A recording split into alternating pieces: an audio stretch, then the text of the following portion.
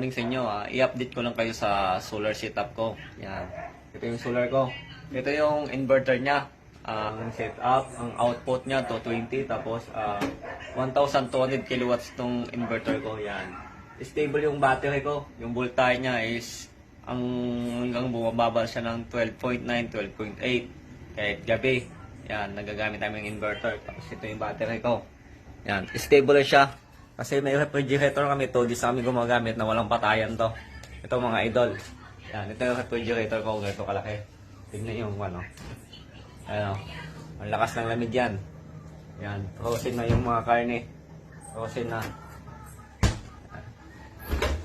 Yan idol oh. Yan yung refrigerator natin. Yan. Ang napakaganda lang idol yung sa setup ko.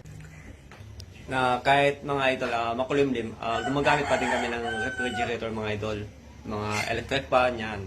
Ginagamit pa namin kahit makulimlim yung panahon. Kasi yung battery namin is tuloy-tuloy yung mag-charge. Yung panel namin dyan sa taas. Yan. Tapos yung battery natin 8 battery ito. Yun lang mga idol. Maraming salamat sa inyo.